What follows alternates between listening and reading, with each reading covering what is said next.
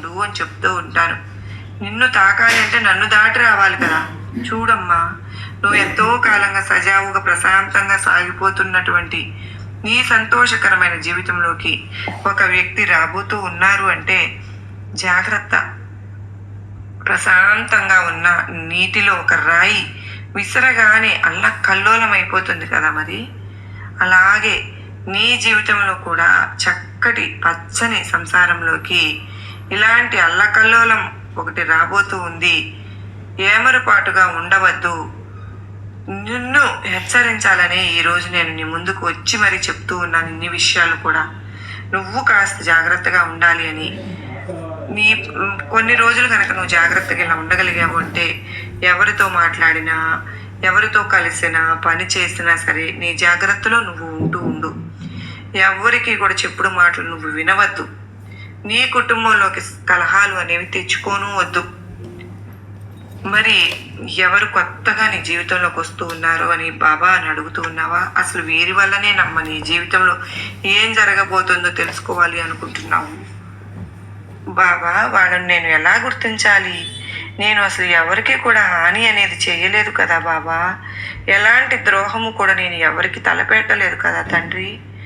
అది మీకు కూడా తెలుసు కదా. మరి అటువంటి అప్పుడు నన్నెవరు మోసం చేస్తారు?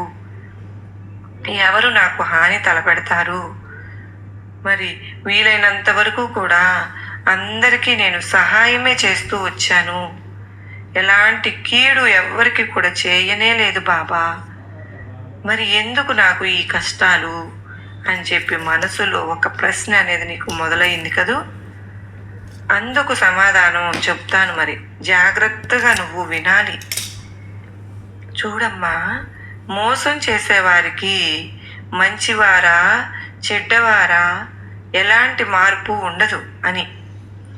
మోసం చేయాలి అన్న ఆలోచన మాత్రమే వారి మనసులో మెదులుతూ ఉంటుంది.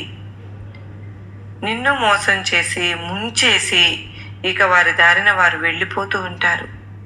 అలాంటి వారి విషయంలో జాగ్రత్త నీకు తప్పదు.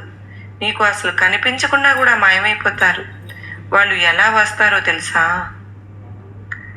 నీకు పరిచయం ఉన్న వాళ్ళలాగా వస్తారు, లేదంటే నీతో ఏదో పని ఉన్నట్లుగా వస్తారు, లేదు అంటే నీ అవసరం ఏదో తీరుస్తున్నట్లుగా నటిస్తూ ఉంటారు. అసలే నువ్వు చిన్నపిల్లల మనస్తత్వం కలదానివి కదా. మరి నీ ముందు ఏ చిన్న కష్టం ఎదురైనా సరే తల్లడిల్లిపోతావు. ఎవ్వరు బాధపడుతూ ఉన్నా నువ్వు తట్టుకోలేవు చూస్తూ.